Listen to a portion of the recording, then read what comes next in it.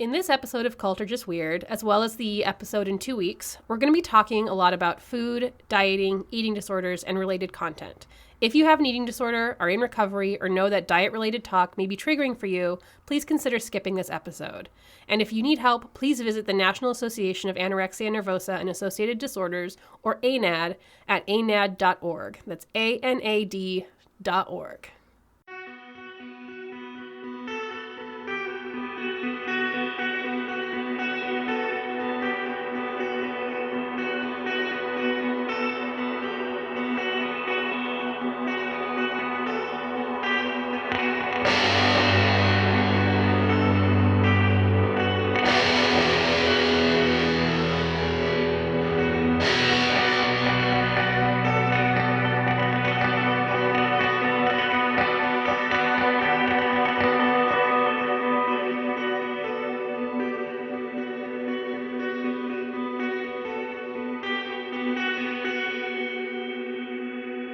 Okay, so when should I start recording? You've been recording. No. Yes. That's, no. But I learned from watching you. Dad. Yeah, you're my dad. That's true. Except my dad doesn't wear a Nahegao sweatshirt. You just. I have to make fun of it. I'm sorry. You got it for Our me. listeners have to know that right now you are wearing an Nahegao sweatshirt. Would you like to explain to our listeners what an Nahegao sweatshirt is? No, I think that they have Google and they can look it up. And I got it for you because you asked me for it like 18 times. And finally I was like, okay, I'll do it. It is a great sweatshirt. Yeah, though. I know it is. But it's also like the least comfortable thing that I've ever felt in my hand is the material in that sweatshirt. This is not ASMR. No, oh my God. It is not great material.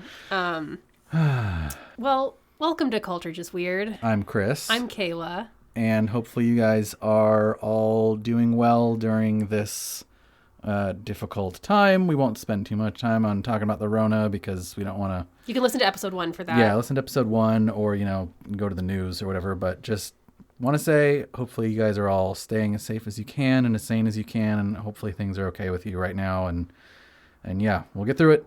We'll get through it by talking about cults. That's right. Or just weirds. Is there such thing as cult? Because I don't know. You listen to episode 1... Actually, I do want to say to our listeners that after we did episode 1, you and I have been doing a lot of thinking about, like meta thinking about the podcast itself. Why do we use the word cult? Can we continue using the word cult? Are cults real? Is anything a cult? Is anything real? Is anything real? Who knows? Do days of the week exist anymore? Right. Oh, wait, we said we wouldn't talk about that. I just think that learning that cults and the quote-unquote anti-cult movement are both kind of groups that have cult-like behaviors as we've defined them, it has been a little destabilizing for us, and it'll probably continue to be part of our journey as a podcast, grappling with those things that you brought up in episode 1. Yeah, as we learn more, we will share more with you guys. But as I mentioned in episode 1, that the anti-cult movement is pretty broad. So right. There's some groups and persons are better than others. Better being a very poorly defined term in that sentence, but it's a broad, diverse group of folks and institutions, and yeah, so some good, some bad, some gray. Unfortunately, we're just in a world of so much gray now. Nothing Everything's makes fucking sense. gray. Nothing has any meaning. And that's our show, guys. Bye. No. Yeah, I guess. Okay. Said my thing about episode 1. Let's get into the second episode of our second season, which I am now calling the Quaranteason. I mean, for us, it's not that much different. We're still just kind of like holed up in our little tucked into our little soundproof cubbyhole here. Right. But it's the Quaranteason. That's right. I'm going to keep saying that. And I'm excited for this show because I don't have to do anything, which is my favorite show. That's my favorite part, is when you do the stuff and I don't do things. That's actually my favorite part too. Yeah. It's not doing stuff. So good. Yeah. No, I mean, like, my favorite part is when I do the stuff and you don't. Oh, because you have control problems, right? No, I just like you to be able to relax. Oh, that's so sweet. Oh, and then I just insulted you. Oh my God, now I feel bad. You should. Now I'm... Don't worry, I'll say something later that'll make you not feel bad anymore. Right, and then we'll have like a little mini argument that we'll cut out and like put it in the outtakes, and it'll be like hilarious. Like, why did you say that? God. You know what? Fine. I'll just... Well, that'll be your end. My end is usually like, okay, fine. Okay. It's Marriage Fights, the podcast. Anyway. Oh, didn't you said you wanted to talk about Patreon or something. Right. Yes. Before. Well, so for our listeners, for the duration of this quarantine-a-thon that we all find ourselves in right now, our Patreon tiers are all completely free. To the public. You don't even have to be a patron. Like, everything we're posting is public, available. We would like... Are you sure you don't have to, like, go sign up? Yes, you don't have to sign up. We would love for you to sign up under one of our many tiers, but even if you do sign up, shit's free. And if you just want to, like, head on over, check it out, browse. Yeah, and we're trying to do a little more than we normally do. Normally, our Patreon is, like, some little snippets of bonus stuff and outtakes, but... We're trying to do a little bit of heavier stuff. So, like, for example, if you go check out the bonus content we did for our first episode, we talk about actually the Waco siege. We talked for like 25 minutes, guys. And yeah, because it was actually relevant to our topic of our first episode. And that's all I'm going to say, because now you're like wondering what it is and you're all enticed. Mm-hmm. They're definitely enticed. Whoa, mysterious. Thank you for that. You're welcome. Announcement. So yeah, so definitely go check out our Patreon. It's patreon.com/cultorjustweird. On to my episode. Yes. I'm excited for this episode because I'm tackling a topic that I've kind of wanted to tackle for a while. I don't think I've been shy about it, and you know this, that I've wanted to do something that relates to the concept of wellness for a while. I don't think I've been shy about talking about how I think various aspects of the health and wellness industries can be cult-like and damaging. I mean, think about how we've already talked about Herbalife and other MLMs on the show. And Herbalife isn't just bad because it's a pyramid scheme. It's bad because the products they're selling are bunk. Yeah, they're sort of double dipping in the expected harm, cultiness. Right. Yeah. And a lot of MLMs do that. Like all the essential oil stuff. Yeah. Like it's all snake oil. And if I haven't said it already on the show, I will say it here. I strongly believe that the diet industry in particular is very cult-like, if not a flat-out cult. That's just a deep personal belief that I hold. Mm-hmm. Some of our listeners maybe checked out season 2 of The Dream, which we loved and definitely influenced this episode. In The Dream season 2, they tackled modern-day wellness in just a really fascinating, enlightening, well-rounded way. Yep, The Dream is always really good. And Sadly, they're amazing and exposes shit. We want to be them. Yes, we do.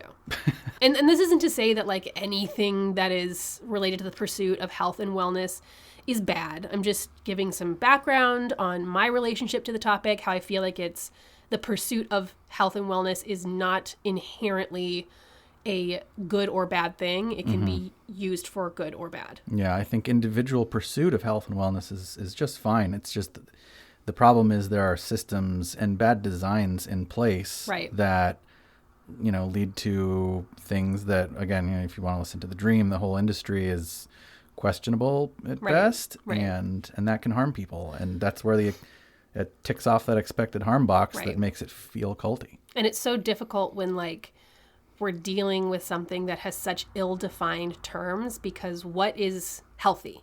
What is wellness? You know what I mean?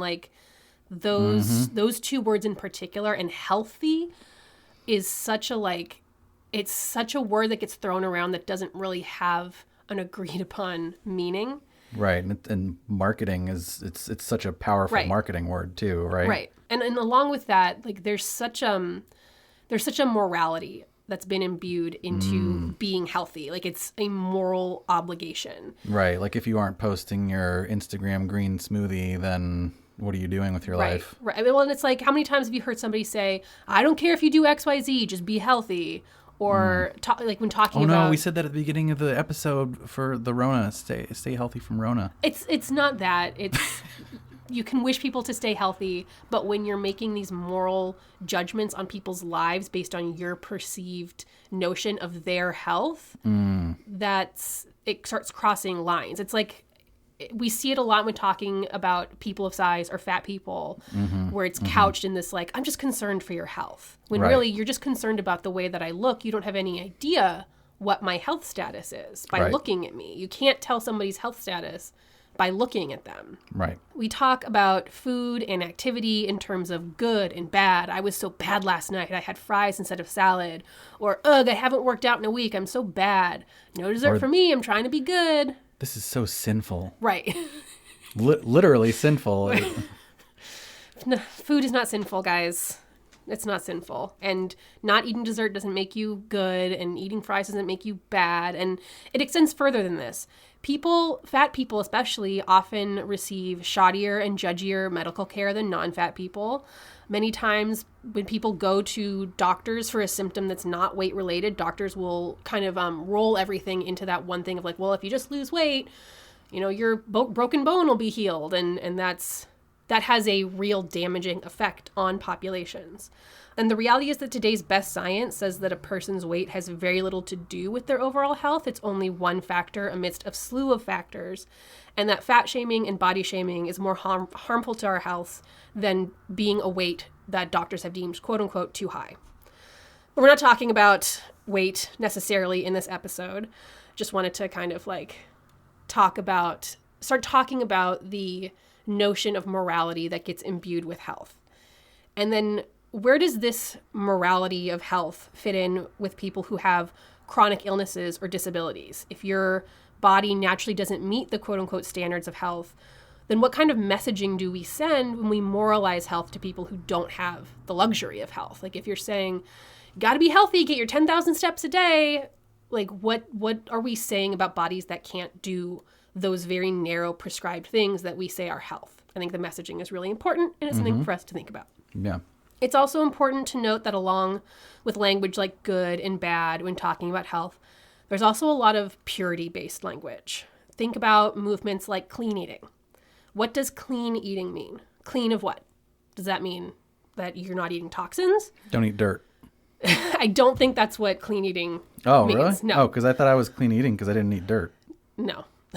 And you're definitely eating dirt anyway. But like, you know, with clean eating, things like toxins get thrown around. There's not toxins in our food. That's a fake buzzword. If we were eating toxins, we would die. Like that's right. The kind of Toxins thing. are toxic things which damage you. Right. And so then, okay, what? Clean of bad ingredients? Again, you're moralizing. What is a bad ingredient? Is clean eating meaning you're not eating processed food? We live in a time where many of us believe that the general phrase processed or processing when it comes to food automatically means that it's bad or worse for you or unhealthy, worse than natural. If you listened to The Dream, you'll know that these words don't really have any actual meaning based in science. Like there's not necessarily requirements for somebody to be able to call their product natural or clean or whatever. And what does processed even mean? Well, what about something like trans fats, where it's like we've discovered that actually does have some deleterious effect on our health and well-being? That it or am I wrong in that assumption? Like is that not correct? What do you mean? Like trans fats you shouldn't consume too many trans fats because it's not good for your cholesterol and it's not good for your, I mean, maybe I'm speaking out of turn because I'm not a doctor myself, but. No, there's absolutely there are guidelines and there are certain nutritional things that we can be working on hitting, but that doesn't come from cutting out entire groups of food. It comes from having a well-rounded diet. Okay. So when you say and also trans fats has nothing to do with clean eating. Okay. The clean eating movement doesn't have to do with don't eat trans fats. I see. It's very narrow and orthorexic. I see. In my opinion. So it's about clean. What you're saying is clean eating is less about don't eat proven harmful things or limit your consumption of proven harmful things, and it's more about clean eating is are about, you having only kale? It's the notion of the things that we are generally eating on a day-to-day basis are bad and wrong, and that we must eat a certain way in order to be free of toxins, to not eat processed food, to be eating non-GMO food, to be eating and the phrase clean eating doesn't have a definition, and that's again part of the issue here is that there's no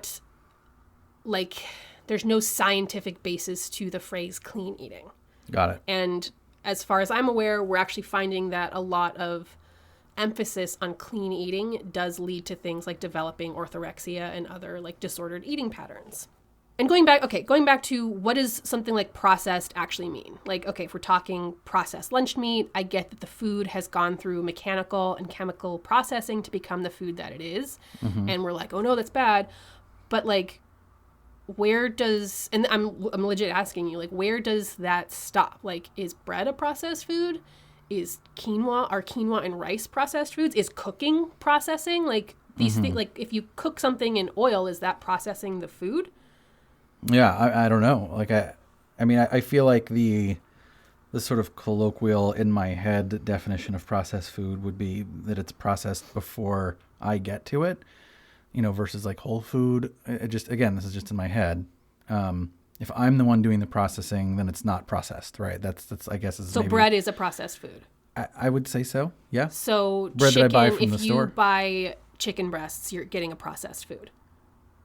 Chicken breasts are processed. Oh, because they're butchered. Yeah. I guess I don't know. Like I totally get your point that it's like ill-defined. I'm just saying that if you try to follow the letter of this logic down to its conclusion, like we're all just going to be raw vegans. You know what I mean? Mm-hmm. With such an ill-defined term like processed, it starts to cut out the foods that are available to you because it's like, oh, is quinoa processed? It does have to go through a process before it gets put on my shelf. So maybe it's chemicals then. Maybe it's like if like hot dogs and where it's like, or maybe it's multiple different ingredients. I don't know. Like I guess like salami would probably be considered processed because you have to grind it up, mix it with a bunch of salts and whatnot, and let it age. But I don't know. Are tomatoes a processed food if they've gone through like being GMO or having pesticides applied or things like that? I mean, I would say no, but I'm not really an expert. I feel like if I'm being asked to draw that line, then I would say that it involves some sort of mechanical plus some sort of chemical reconstitution of what the whole food is. So I would say like a can of tomatoes, it's like chopped up tomatoes, seems like it's processed because it's been mechanically changed and maybe add some preservatives and things like that. But a whole food that has things applied to it prior to harvesting feels like it's not processed. Is cooking a mechanical process? Yes. So I would say that if I'm going to a restaurant, I'm eating processed food. I mean, I would say I'm eating processed food no matter what when I'm cooking it. The question is like, is it pre-processed before I get to it? I don't know. Right. I think to me, a lot of it has to do with just the uncertainty, right? Like I think people do fear uncertainty. Right. And if you're the one processing your food, there's less uncertainty about what you're getting, about what you're putting into it. I can put as much, if I'm curing my own meats, I can put as much salt of whatever kind I want into it. If I'm buying salami from the grocery store, I don't know what went into it. So I think a lot of it is just the obfuscation that happens with the supply chain of food. What exactly goes into that? I think it's less about that than it is about not knowing what happened to that food. Right. And so with the regulation with the FDA, this is again something they talked about in the dream, but with the limited power that the FDA has, and they certainly have more power over food than they do over the health supplement industry. Right. But we're putting a lot of trust and a lot of faith in the suppliers, the food chain suppliers that do the processing, that they're doing things right. And historically, that's sometimes been good, sometimes been not good. I mean, there's plenty of info out there about what, when processed food first started becoming a thing, when processing food moved out of the household into the industrial sphere, and people started, buying milk from the store and buying bread from the store.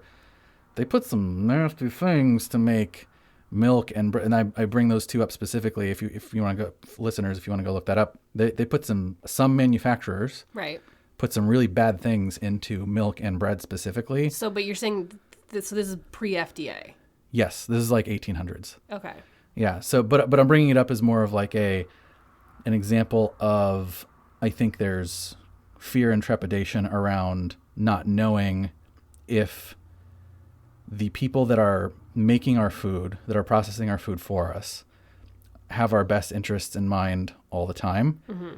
The things that they were doing with milk and bread was to extend their supplies. It was all about the bottom line. It was all about getting money instead of making money, right? It was so to me that feels like it's more about that fear of the unknown and the trust of the folks making our food than it is about the specific thing that goes into it. So then why aren't clean eating Instagram influencers like telling us that we should all be having gardens and only growing our own food? I don't know because I don't follow any of those on Instagram, and also I don't go on Instagram except for our podcast. Like how we don't know how these individual people are defining clean eating, and that kind of allows us to try and figure that out on our own, and it's trying to figure out something that like doesn't really exist in my opinion. I don't believe in something called clean eating. I think that you can eat a well-rounded diet, but I think that trying to eliminate any of your exposure to imaginary toxins and GMO stuff is not based in reality. Do you think there's a version of it that is? Do you think there's like what if we don't call it clean eating, and if let's say there was like an actual registered dietitian that is, science-based, that recommends things? I mean, most of what comes out of my mouth when I'm talking about food is directly translated from a registered dietitian that I've worked with that I think is very science-based and keeps up on the developing science. And so if she went on Instagram and started making recommendations, that you feel like that would be kosher? What do you mean? Well, I'm just saying, like, you're saying there's these Instagram influencers that are promoting clean eating, whatever that means, antitoxin, whatever. So you're saying it's more about the content than about the fact that they're doing that. It's what they're pushing, not the fact that they're pushing it. Like if your registered dietitian went and created an Instagram account and started making recommendations based on... That's kind of like asking me, do I think it's bad that non-scientists are pushing scientific things? Well... Yes, I do think that's bad. Right. No, I'm not asking if you think it's bad. What I'm asking is, do you think it's bad that that the influencers exist at all, or is it just the content of what they're saying? I think that those are two different things. Okay. I think that non-scientists pushing facts that they believe are scientific fact and are not is a huge problem, even outside of food. So are you saying that it's bad that there are people that are non-experts that are using their individual experiences and not using empirical evidence? I mean, like, it even goes back to... Are we just going to call this episode The Experts Part 2? Like, thinking about... Okay, I mentioned how it could be really easy to kind of fall down the rabbit hole of, like, okay, I guess I can only eat raw. Well, like, science kind of has told us that cooking our food is, like, one of the most important things in human evolution. It's kind of part of what made us what we are today. Right. So I think it is very problematic when people who are not trained make claims about something as important as food and the way we eat it. Okay, so these Instagram influencers you're talking about are people that are not trained. There are people that are popular, I'm assuming because they are physically conventionally attractive? Well, it's important to note, especially in California, and it varies state by state, but a lot of people anybody can call themselves a nutritionist. Anyone can, you don't have to have any sort of licensing to be a nutritionist. Anyone can be a nutritionist. Anyone can be a deprogrammer. Yeah. To talk to somebody that has actually gone through the training, you need to talk to a registered dietitian. Those are two different things. That's actually good to know. Yes. I've done a lot of work with registered dietitians, and that's something that comes up over and over and over again, that because this is such a complicated topic, that you can't just kind of like throw caution to the wind and be like, oh, I'll go with this nutritionist because I like the cut of their jib. Yeah. Nutritionists tend to have good jib cuts. They do have good jib cuts. But actually, our cuts of jib, are those clean eating or? You tell me. I don't know. I don't think you should eat jib cuts. It's not the best part of the ship. Okay, well, would it be shocking for you to learn that there are actually 3 different kinds of food processing? I know we just talked a whole bunch about well, what does it mean to process your food? Is cooking process it? Well, there's actually I can actually tell you what they are. Oh, okay. So I feel a little misled now. You let me talk about that whole what I think it is. Well, I think it's important to have that discussion too, because this is not knowledge that we're all armed with. It's just kind of like you turn on the TV and there's a commercial about like processed food is bad, and it's like, well, what is processed food? And then you can like Google what is processed food, and then you get to some clean eating blog recipe, and it's like, oh no, what you're eating right now, your bread is processed food, and then you're like, oh no, everything I'm eating is processed, I just can't eat, I'll go be a breatharian. That's how it goes. Is that the topic? No. It's not breatharians? Oh. No. Sorry. One day. Let me just read you the definition of food processing, just so we can have some actual science here. Food processing is the transformation of agricultural products into food, or of one form of food into other forms. So it's as simple as that. So like food processing can literally mean grinding up some grain to make flour, and then it also can be baking that flour into bread. And when I want whole wheat bread, what I want is like the actual grain, like the grain that I just chop it straight from the plant and put it in an oven, and then slather some butter on that, of course. And yeah. Butter's processed. God. Because it's been through a process to become a food. So like, okay, there's actually 3 different like levels of food processing. Okay. There's primary, there's secondary, and there's tertiary. Tertiary? Yes. Oh, called it. Yes, I know.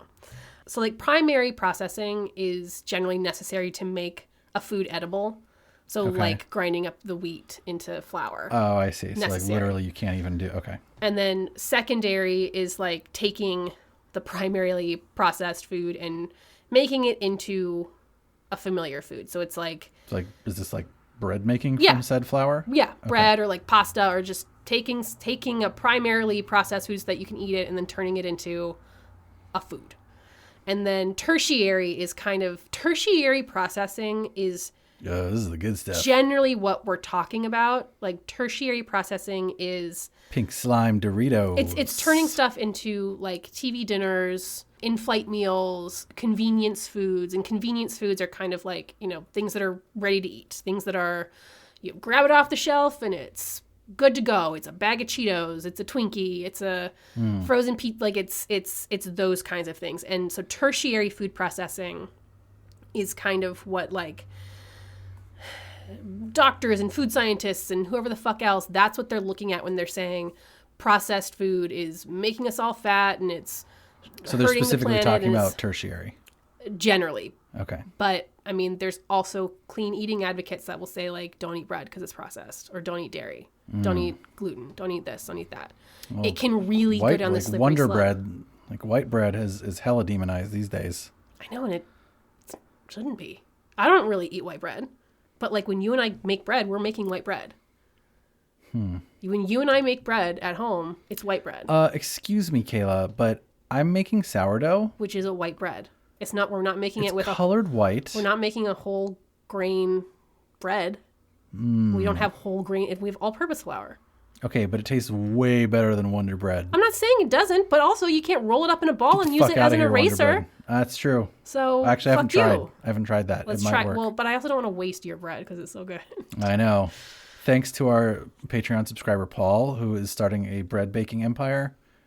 He taught me how to. He gave me the sourdough bread starter and taught me how to make bread. And this is a relevant part of our podcast. It is, because social distancing, socializing. That's basically what you guys were doing, and it's really sweet. That's true. We did a Google Chat, I believe, call and did it that way. So yeah, I just wanted to clarify that there are like scientific terms for what food processing is. Okay, because you were throwing a lot of like, well, what is it? Is it this? Is it this? Who knows? I don't know. And then I had to like give my... I still think that my way of framing it feels... It's not a way of framing it. It's like... Your definition for yourself. It's less of a definition, and it's more just like... I think that the fear and trepidation about processed foods is less about how exactly we define it and more about the fact that we know so little and there's so much obfuscation about where our food comes from. Right. Like that's the issue. It's like, what's red dye number 40? What the hell is in my Doritos and why can't I stop eating them? Like it's that fear that leads us to say like processed foods are bad. To me, that's what it feels like. my favorite one is like when it says natural flavorings, and the reason why it says natural is because it means it's like it's from something organic, and I don't mean like organic as in untouched by chemicals. I mean like it was an animal or a plant, and like the reason why it says natural is because they don't want to say like we crushed up a bunch of red bugs to make this red. Right. But guys, you're eating red bugs. Sorry. Yeah, it's cool. We're all eating bugs. We're all eating things that we wouldn't eat if they were put whole on it. We would not eat them if they were a whole food sitting in front of us. There's a really compelling YouTube video I watched by a really good content creator that had a really good case for eating more bugs. Oh, sure. We should be eating more bugs. They're really packed full of protein. They're like very nutritionally... dense. Yeah, nutritionally dense. They apparently convert calories and nutrients from the things that they eat into bioavailable things that we can eat from them. Right. Like massively more efficiently than say like a cow or a chicken. Right. Like cows or chickens are like, it's like 20%. And then you can probably cut all this because I don't remember the exact percentages, but then like crickets are like 90% or something. Like 90% of what they eat becomes bioavailable to us versus like chickens and cows are like 20% or 30%. Damn. Go eat some bugs. Let me just end this little defining of food processing and pointing out that we did talk about like lunch meat and salami and sausage and stuff like that. And I love me some sausage. I think you said that sausage was like you considered a processed food. Sausage? Hell yeah. It's that's a secondary process. It's not a tertiary. That makes sense because it's just meat being ground up and putting into that makes sense. So again, I just want to clarify. So would be primary would be the butchery, and then the secondary would be the sausage processing? I guess. Interesting. Like secondary processes include like our cooking methods generally. And then I also just want to point out that like, you know, we've talked about how food processing can be quote unquote good and quote unquote bad. I just think it's important that we don't lump everything all into one thing, because then you're talking about like pasteurization is bad, you know? Right. Well, it's a process. There's another cult maybe that doesn't like... the anti-pasteurization people? Oh, the people that like to drink the raw milk.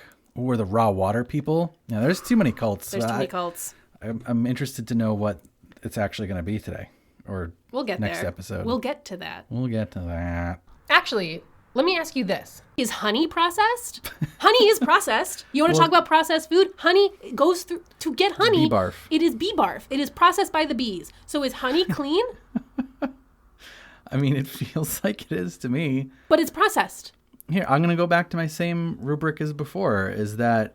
it is a chemical and mechanical process. No, but that wasn't my rubric. My rubric was, is there some black box that my food comes out of? And for honey, it feels like no. Especially if I'm harvesting it myself. But if I'm getting it off the shelf, then yeah, I guess that like depending on the brand, do I trust the brand? Maybe that's part of it. Did you know that it can be very dangerous to just get honey from your neighbor? No. That hasn't gone through like FDA approved processes? So I had that backwards then. Like... and I've bought honey from my neighbor, and I'm not saying that you shouldn't. Wait, which neighbor has honey? When we lived in Long Beach. Oh, okay. There, we got honey one time, and we used to get bread from that guy. What guy? Remember, we used to get bread from that guy. What guy? Bruce, the bread guy. He was just a guy that made bread. The fuck you talk? Oh, yeah. The guy that lived down the street that made good bread. Yeah, that sounds safe.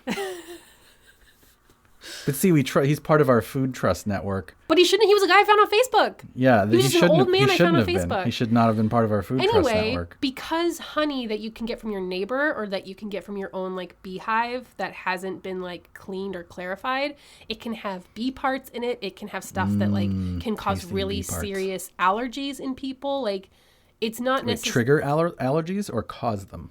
Like if you're allergic to. Like if a bee stings you and you're allergic to a bee stinging you. Okay. So if you eat the honey that has like the bee parts in it or like hasn't been cleaned of the bee, whatever, it can trigger have your an allergic allergy. reaction. Yes. Okay. Yes. Got it. And again, that's not to say that it's better or worse.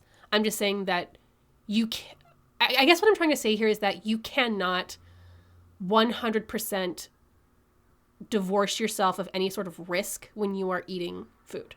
Right. I know. Okay. And given all of that, given that getting honey locally can have dire ramifications, can also be great and delicious and put it on your toast in the morning.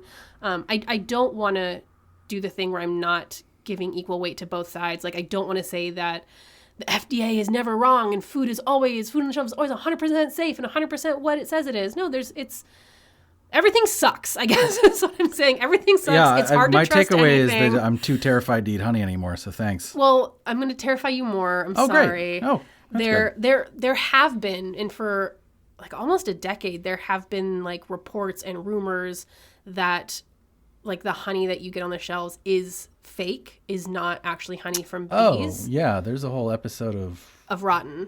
There's about documentaries. Like, it's a whole thing. It's a whole thing. The honey being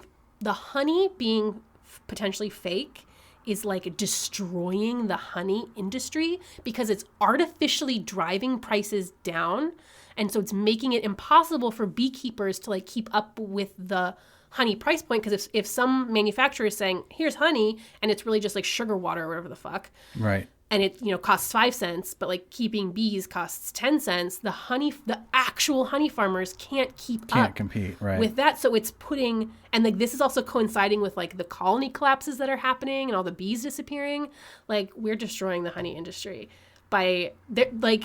I read a bunch of different competing articles where it was like, every single honey on the shelf is fake. And then there was other articles being like, no, come on, guys, we're NPR and it's definitely not fake.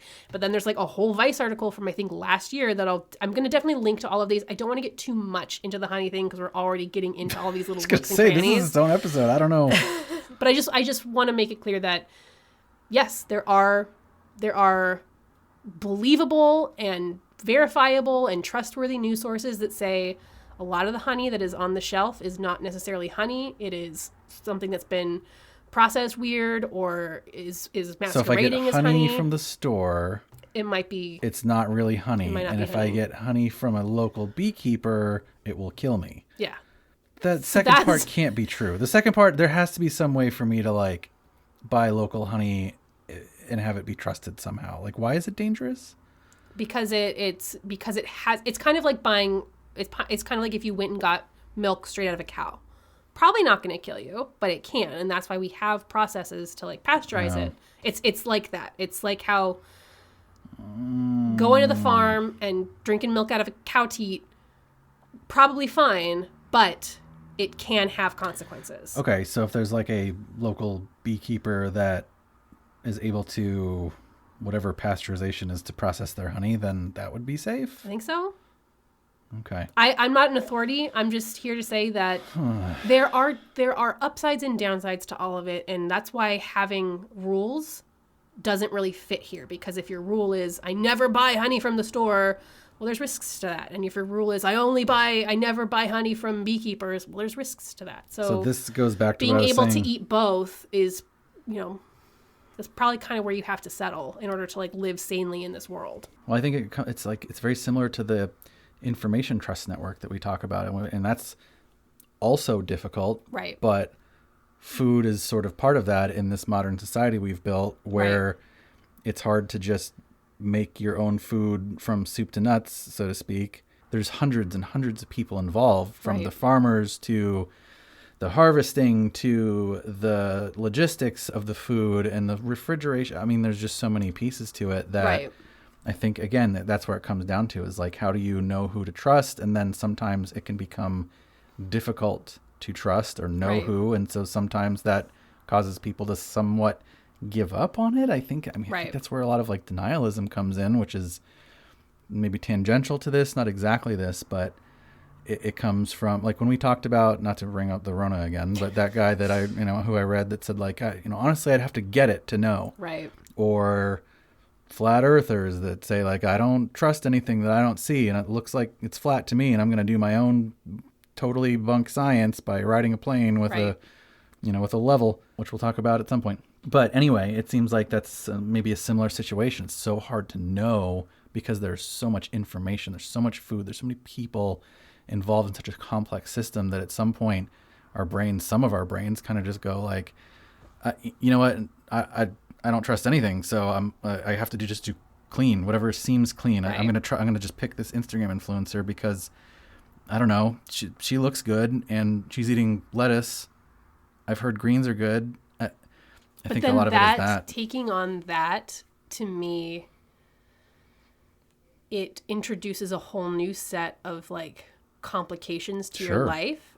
And yeah, I don't think that's a good place to end up. Because then you're like, oh, well, this is the way I must eat. Yeah. And then every single time you sit down to eat a meal, you're thinking about these rules that you have placed on yourself. And so there's so much more stress generated by trying to eat in a certain way rather than like trying to eat in a well-rounded way and trusting your body and trusting that if you eat a well-rounded diet, you will support your health to a maximum level, because stress is also bad for your health. Right. Cutting calories and cutting out entire food groups is bad for your health. Like these are things that are bad for your health that don't necessarily have to do with the actual type or quality of food that you're bringing into your body. Well, and we've also internalized health equals weight. And, right. And granted, and I don't know how comfortable I am saying that they're not correlated at all, because again, I'm not a doctor. But on the other hand, I feel like a lot of us think that they are, that Venn diagram is basically entirely over. It's a circle. Right. And it's not. I mean, is there some overlap? Probably. But it's not the exact same thing, right? So if you're equating health to weight, then the only thing that makes you healthier is to lose weight, which means that anything you do in service of that is good when that may not be the case. That line of thinking is very wrong. Even if health and weight are correlated, which from my understanding, and I mostly subscribe to the health at every size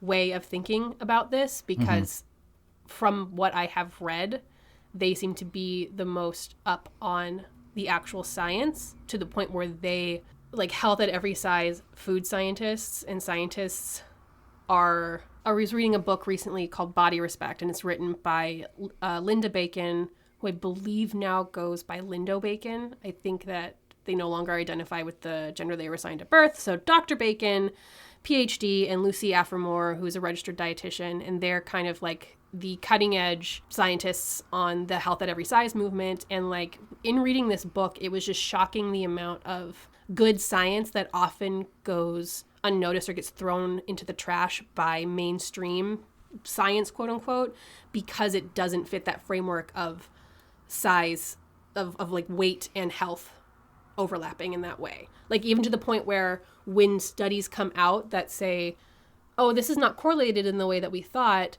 government officials will go, like Surgeon General type government officials will go, okay, but also like here's the science for publishing it, but also you should kind of ignore it because health and weight are correlated. It's just kind of like we as a society are really dug into this idea that weight and health are a direct correlation, even when our best science doesn't necessarily hold up that correlation is so strong. Sure, there's overlap, but there's also overlap in like activity and health.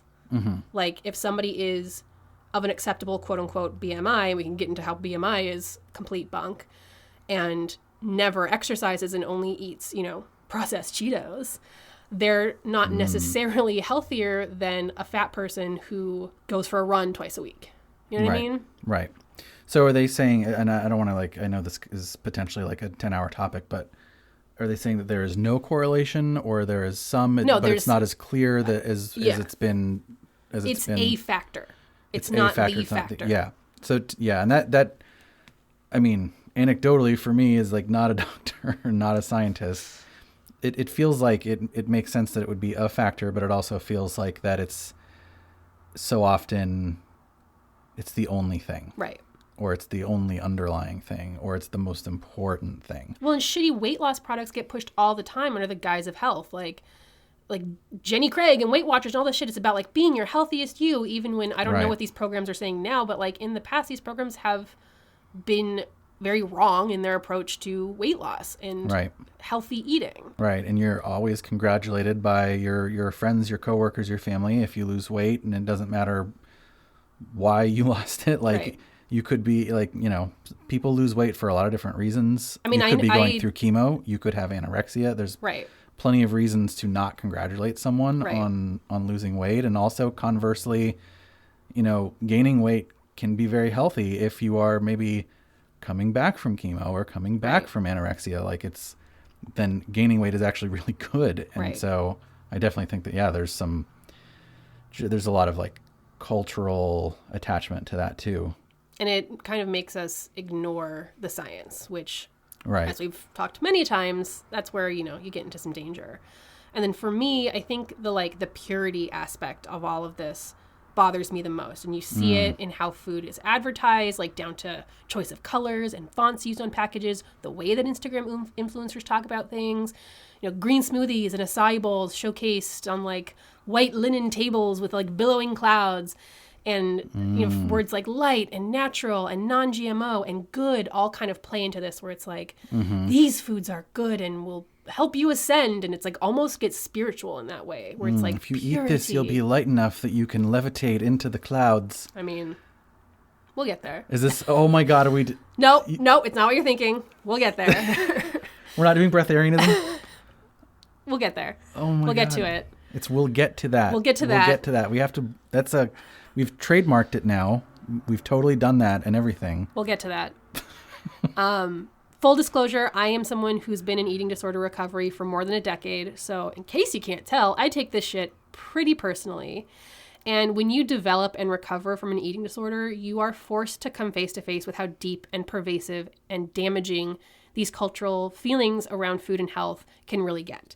Like you slowly start to see how slippery of a slope it is from eating healthy to going on a diet to an eating disorder. And is it slippery because there's extra virgin olive oil that's clean eating that you slip on? Is that why it's slippery? Slip you. That doesn't mean anything. No, it doesn't. I've read this statistic multiple times. I'll be sure to link to it. It shocks me every single time. But it's believed that around 25% of people who attempt diets will go on to develop an eating disorder or disordered eating. Holy shit. Okay, I was going to ask if it's like, is that, classical anorexia, bulimia? Well, I mean, we can even get into how, like, the term eating disorder is what that means. And, like, the terms anorexia and bulimia, what those mean. And when you start to, like, zoom in on that coastline, the lines between things really start to... I'm going to talk about it, so hold that thought.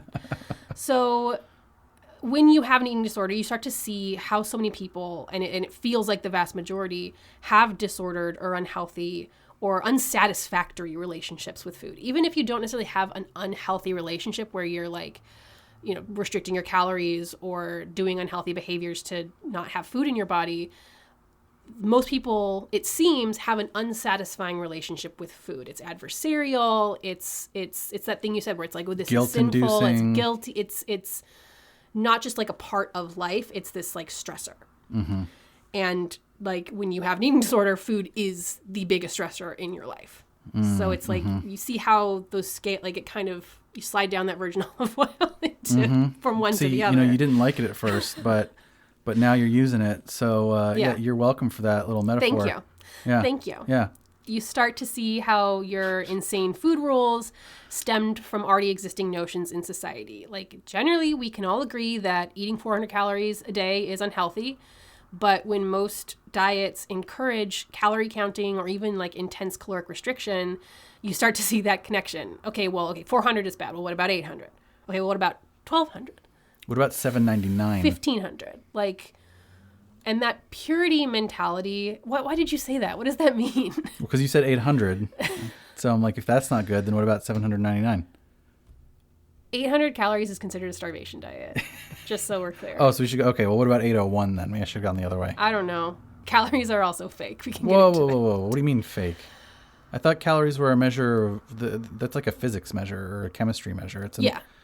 But it also, like, the interaction between individuals and calories is not a one-to-one. Like, so you're saying that the food is telling me what would happen if I burned the food under a pot of water, and that's how much, because a calorie is just the and I actually had to look this up because I didn't remember this from physics, but it's the energy needed to raise the temperature of 1 gram of water to 1 degree Celsius, and actually now it's defined in terms of joules, which joules is a measure of energy, not of temperature. But in any case, it's very well defined in physics. So are you saying that it's I'm saying in food, it is not so well defined because in food, it's a little more complicated because the way we understand calories, the way we know, this piece of cheese has this many calories is because a number is printed on a label. Mm-hmm.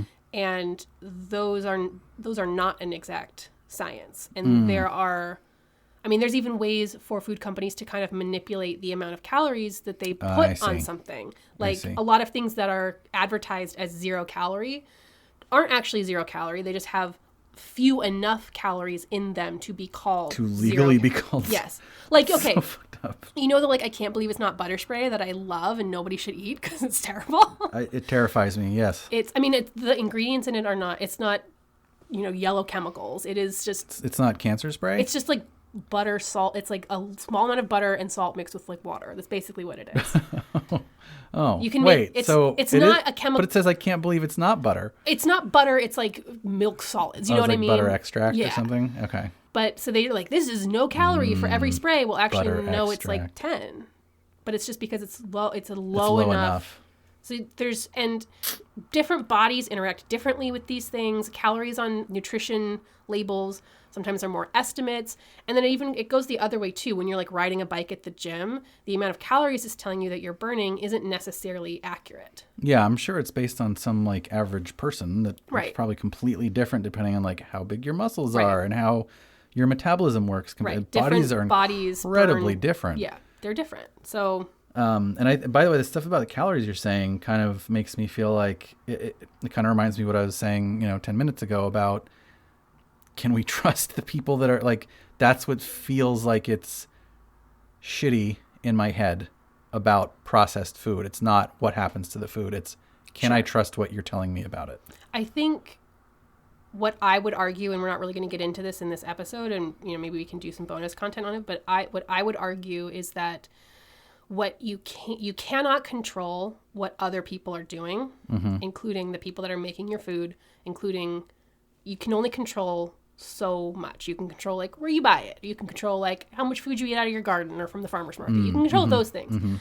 But what you really want to try and develop a relationship with is being able to trust your body's internal signals. And when you can actually tune into those things and kind of push away everything that we've learned about like, what is healthy eating? How much should I eat? How many calories should I have? And really just go back to the basics of like, am I hungry? Am I full?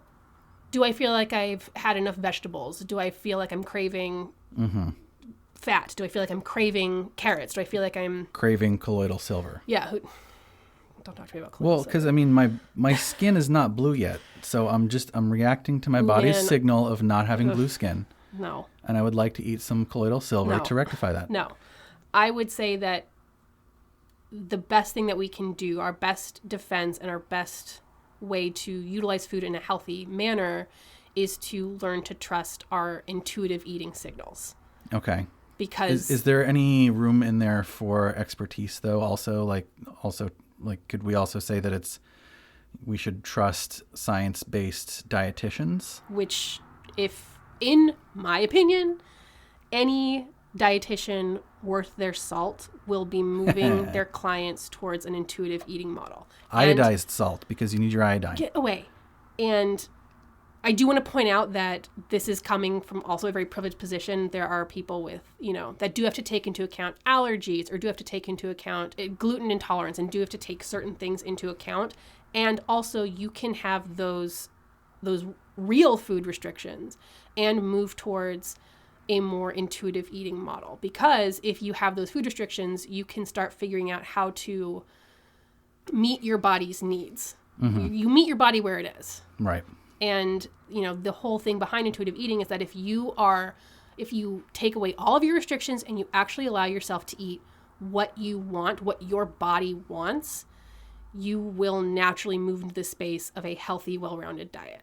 It seems like a lot of it is just the whole, we're not saying don't listen to experts, but we are saying that like bodies are very, very not one size fits all. Right. Reminds me of that 99% Invisible episode. Because all we do on this show, by the way, is just talk about other podcasts, basically. Also, I love hardcore history. I'm just going to throw that in there because I do. Why not? Anyway, there was a 99PI episode about measuring folks as being average and building 99 PI is about our built environment, essentially, and the design thereof. And there was a whole episode about the built environments taking into account like the average person. And Right. they have this whole anecdote about how like your car seat is built for the average person. And it actually took a long time before car seats were even adjustable the way they are now. Right. And there was, and part of that anecdote was about how like it was either, I forget whether it was Navy or Air Force cockpits, but they were built similarly where there was just one size fits all. And when they moved to a model that was more of like adjustable seat and adjustable, throttle and whatever the hell else pilots need, there was like this person that became like just like an ace pilot that was like this like super short lady that never would have been able to fit in an average person cockpit. Right.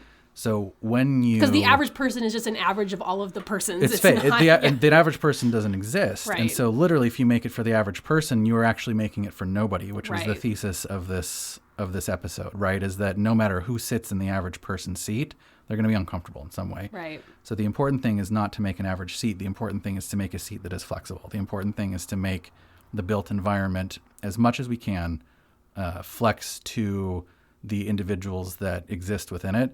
And when you do that, you enable excellence in areas that may not have been able to access it before. Right. Like if the average seat of the cockpit was still how the Navy or Air Force, sorry, I forget, did things, then this person would be bagging groceries. Who knows what she would be doing? But instead now they got access to this like person who apparently had like this just knack for being a pilot. Right. Anyway, it just reminds me about that because it feels like what you're kind of saying is that particularly for bodies that there's one size doesn't fit all. And I mean, I was just talking about size. When we get into things like we're talking about today, there's also body chemistry and all kinds of other things. People have different levels of cholesterol. People have different levels. People are born like this, that, and the without other. certain organ. I mean, Right. like it's just, there's such a wide variety of people's bodies and how they process things chemically, physically, how they're set Right. up, how big they are. And I'm not trying to say here that like, listen to yourself, don't listen to experts. I'm saying listen to experts that you know that you can trust and don't operate on an outdated paradigm of weight and health or direct correlation, one size fits all treatments for everybody. Losing weight is the only thing that we can talk about when we're talking about health. Like find the experts that are actually experts, that are up on the current science and that can update their beliefs and viewpoints, and that if it smells fishy, it's probably fishy. Like It's like the fish oil supplement I take. Actually, that doesn't smell fishy until I burp. Like it's fine when I'm taking fishy when it comes back up. But then like a few minutes later, I'll burp and I'll be like, "Whoa, oh God, Right. oh that's some nasty ass fish." And like when I talk about intuitive eating and like We just eating, lost a bunch of listeners just there. when I talk about intuitive eating and eating what you want, that doesn't mean like it's totally great for your health if you eat Cheetos and ice cream every single day, which maybe it is. I don't know. Hold on.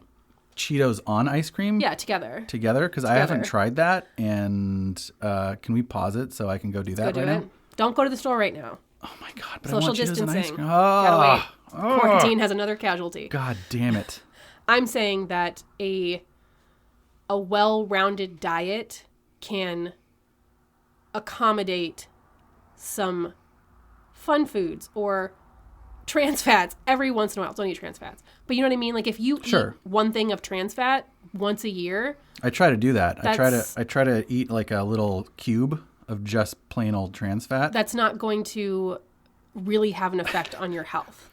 Right. If you have a well-rounded diet that supports your health, then you have room to be able to eat a cookie when you want a cookie or a whatever. And when you're eating the cookie, focus on why you're eating the cookie. I'm eating a cookie because it's fun to eat a cookie and I'm going to enjoy this goddamn cookie. Right. Don't think like, oh my God, I'm going to eat this cookie and well, that it's actually go to my hips. That actually Not to make fun of people. Sorry. No, we know why we live in a society where a lot of us feel guilty about eating certain things, but the dirty little secret is that having that guilt about food, the science says that guilt actually makes you end up eating more. Because if you are, the whole time you're eating a cookie, you're thinking about how bad it is and how guilty you are and feeling so bad about yourself. You're missing out on the experience of physically eating the cookie to the point where it's like you didn't even fucking eat a cookie because you weren't present for it. And then also you have all of these bad feelings that you're going to then need to soothe, which we often do with food. And then also you're doing the self-defeating thing of like, I'm just terrible and I'm just going to eat 100 cookies forever. And well, then you're going to do what your brain is telling you to do, which is you're saying I'm eating 100 cookies, so then you're going to go eat 100 cookies. Right. And then depending on the cookie, it may be engineered. I mean, that's a whole nother thing that we could talk about is, food engineering. Right. And that dovetails into the whole process thing. But I don't know if I want to do that because I actually wanted to ask you a question. Are we talking about a cult today? Like, what? Yes, we'll get there. Because I'm just... We'll get to it. As the designated recorder today... Oh my God, we've been going for an hour. Maybe this will be 2 episodes. This will definitely be 2 episodes. Yeah. So yeah, like, what are we talking about? Okay, we'll get to that. So when you're eating a cookie, try to enjoy the fact that you're eating the cookie and really connect to it, and then you'll probably not eat 100 cookies. Oh, sorry. One exception to that, oatmeal raisin cookies. Don't enjoy oatmeal raisin cookies because they're evil. Right. You know why they're evil? Because they're masquerading as a chocolate chip cookie. They're masquerading as a chocolate chip cookie. So you like, oh, there's chocolate chip cookies. And then you go to eat one. Yeah. And you're like, you're expecting that delicious, like, chocolate chip cookie dough. Yeah. That smooth dough with the little bits of chocolate. And then you wind up with this, like, rough oatmeal, mealy raisin. And like, if they weren't masquerading as chocolate chip cookies, it would be fine. Even if they're an okay cookie. An oatmeal cookie or an oatmeal chocolate chip cookie, I'm down. I'm deliciously down for this. Yeah, it's just that it's a stealth thing. It's, you know what it is? It's exactly like what I was talking about. You can't trust it. You can't trust it. You can't trust the fucking Be who you are, cookie. Yeah. Yeah, you should be like green or something so I can determine that you're not a chocolate chip cookie. Well, going back to our topic, I guess. Oh, that wasn't the topic? No. Oh. So we were talking about the purity mentality that kind of goes along with a lot of how we talk about food and health. And that purity mentality, it pervades even in like eating disorder and eating disorder treatment. In my experience and the experience of others that I know, well, there are very few people with eating disorders who only engage in one type of behavior. So this is kind of going back to what you were talking about with like anorexia and bulimia.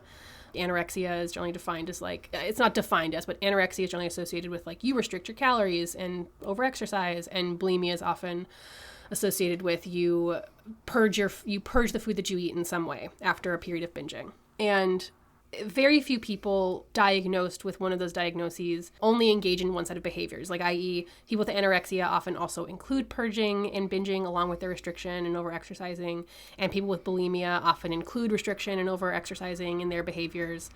And even with all of this, a strange type of hierarchy emerges among the diagnoses. It's kind of like this unspoken thing, but people who only restrict and never include binging or purging, but mostly the binging in their behaviors, are somehow more pure or better than patients who do binge and purge. It's like this weird hierarchy purity thing where it's like, oh, if you're able to just abstain from food entirely, you're like magical. Whereas if you're somebody... You're like a monk. Yeah, you're like a monk, you're like ascetic. It takes, again, that like weird purity spirituality thing, whereas if you're somebody who still does eat food and ends up getting rid of it, it's not as good, quote unquote. It's like you're doing something that's worse than only restricting. Again, purity thing. I'll do a full episode on that culture, but for now I just wanted to touch on it, give some background. Yeah, I guess it wasn't really we're touching on it, and it's minute 56 of the recording. We're almost getting to what the topic is. So, given all of this, I do want to say that pursuing a healthy lifestyle isn't a pointless or villainous goal. I know that I feel my best when I'm getting a balanced, well-rounded diet that includes food eaten for nutrition as well as food eaten for fun, and incorporating exercise and movement that I truly enjoy most days of the week, and getting enough sleep and incorporating meditation, etc., etc., etc. That makes my life better. Personally, I try to, when I think, I don't like to use the word exercise with myself anymore. Like I like to use training when I'm doing something like lifting heavy weights, because it feels more like exercise to me just has this like weird sort of connotation now. Yeah. You know, where it's like you got to exercise. Right. Whereas training feels more purposeful, goal oriented. Right. I like to do, like for me, a big motivator for that is progression. In, you know, when you lift weights, like a lot of it is about like, oh, I lifted more today than I did yesterday, and I'm getting to this goal, and feels better. It feels more natural. And then when it's not something weightlifting oriented, I like to just use like activity or something because I'm like, oh, go play basketball. Like it's not because I want to exercise. It's because moving is good for my internal well-being. Oh, I know for me that once I stopped like trying to exercise in a way that was like related to weight loss or changing the way my body looked, I exercise so much more now. Now that I exercise to do things that I enjoy, like I mostly just take dance classes now, and not because I want to be a better dancer or want to lose weight or want to change my body, but because I like to move my body in that way and it feels good.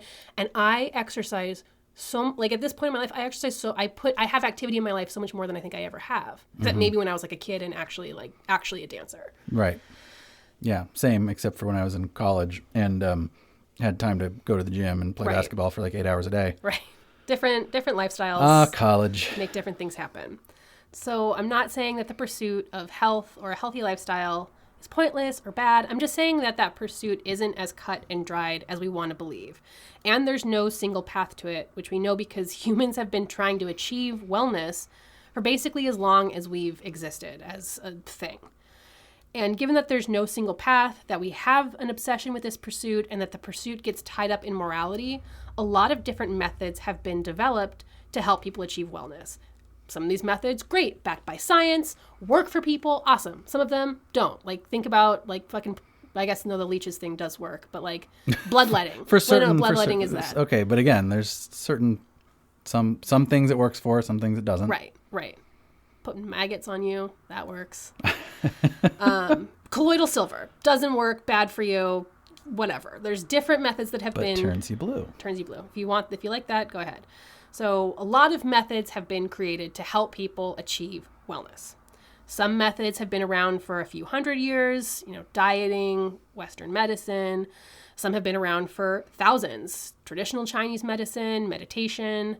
Some methods seem to come and go as cyclical fads. Like think about how Atkins was a huge thing and then that kind of fell out, and now keto is a huge thing and they're very similar. Come on, man. The keto thing, when that first started becoming a thing, I was like, wait, you guys are just talking about Atkins. It is a completely different thing. It is a completely different thing. But isn't it just like no don't eat carbs? It's I remember them talking about going into ketosis. Yeah. As part of the Atkins diet thing. It's different in the way that they were developed. The keto diet was developed specifically to help children who had epilepsy. Oh. I think. Does it help them? I'm actually not sure how efficacious it is. I think that it can be, and then it also can't be. I'm not a... For epilepsy? Yeah. Okay. Yeah. I'm not a doctor. Not a doctor. So yeah, like we can see how sometimes they're cyclical. Some things claim to be based on ancient science when they really aren't, including like the paleo diet. Not knocking the paleo diet. I'm just saying that the way we do paleo does not reflect the way our caveman ancestors ate. Right. And some things seem to keep coming back over and over and over in different packages each time and float effortlessly between hard, real science and woo. And I want to focus on one of those effortless floaters today, because today I want to talk about fasting. Wait, fasting itself as a cult? Yes. Isn't that just like a thing to do? We'll get to that. Wait, so was it like a charismatic leader to fasting? Like a fasting I picked leader? This topic before I did any research, so we'll find out together. But yeah, today I want to talk about fasting. And given that our last episode was like all about experts and we talked about doing more interviews and stuff, I wanted to make sure to get someone on today that we can interview about this topic. Ooh. And luckily, we don't have to look any further than our very own co-host, Chris. Wait, what? I'm going to interview you. Me? Yeah. About fasting? I'm going to interview you for the podcast. Oh, is it because I do intermittent fasting? Yes. Is that okay? Are you okay to talk about it? Sure. Are you okay to be interviewed about it? Yeah. Well, for our listeners, I frequently engage in intermittent fasting. You don't have to explain it now. I won't explain it because you're going to interview me. We'll get to that. We will get to that. So, I'm more than happy to answer questions. I have no idea what you're going to ask me. I don't want to preempt it by talking about my experience with it just yet, because I'm assuming you'll be asking me these questions. Oh, I have questions. All right. And we're actually going to get to that next time. On the next episode of Cult or Just Weird. So this was kind of like all preamble, all setup, all introducing the topic and our expert witness. You're not actually an expert. Yeah. You're not actually an expert. Chris is not actually an expert. But I'm a witness. You are a witness, and you are somebody who actively utilizes fasting in your day-to-day. Mm-hmm. And so I really want to talk about it with you. So for our listeners, that's where we're gonna famous. that's where we're gonna end this today. But you definitely want to check out the next episode. We're gonna talk about the different kinds of fasting that there are. We're gonna get into our interview with Chris. The interview is really the catch there. That's like what you're really here for. The rest of it is just whatever. And then we'll talk about some history, and then we'll talk about some crazy stories. So yeah, but mainly it's all the about me. Yes. Oh, I like this episode. Me too. So thanks for being a guinea pig for our first ever host interview. Shit, now I feel like I need to interview you about something. I'm in a lot of cults, so you probably have something. Yeah, you occasionally step into that little pile of mess sometimes. Yeah, often. I guess I'll just interview you about your Ahegao sweatshirt. Perfect. Yeah. Is that a cult? I wanted to call back to the start of the know. episode. He wants to just make fun of me as much as he can. I love callbacks. You do. Well, anyways, listeners, we are excited to bring you the rest of this topic. But in the meantime, get in touch with us. If you need anything in these crazy times, culturedjustweird@gmail.com. Wait, if you need anything? Yeah. Just anything at all? Yeah, I mean, we'll see what we can do. Well, now I'm interested to see, are they going to ask us for $1 million? I don't know. Can't do that, but I don't know if you need some groceries or if you need That's true. If you need somebody to we have listeners literally across the globe. Well, if you need something, shoot us an email and I'll see if we can help. Somebody in Tanzania is going to be like, I need help with groceries. And we're going to be like, And then we go on the podcast and we say, dear listeners across the globe, we have somebody in Tanzania who needs help. All right. Help us if you can. That's fair. We have a little platform here. We can do some good with it. Tiny little platform. Teensy-tiny. Follow us on Twitter and Instagram and Facebook and whatever the fuck else. I don't know. Rate us. Subscribe to anything or something. Review us if you want. You can subscribe to podcasts, right? That's a thing. Apple Podcasts. Yeah. Like, share, the subscribe. Other ones. Something like that. Anyway, I'm Kayla. And I'm Chris. And this has been Cult or Just Weird.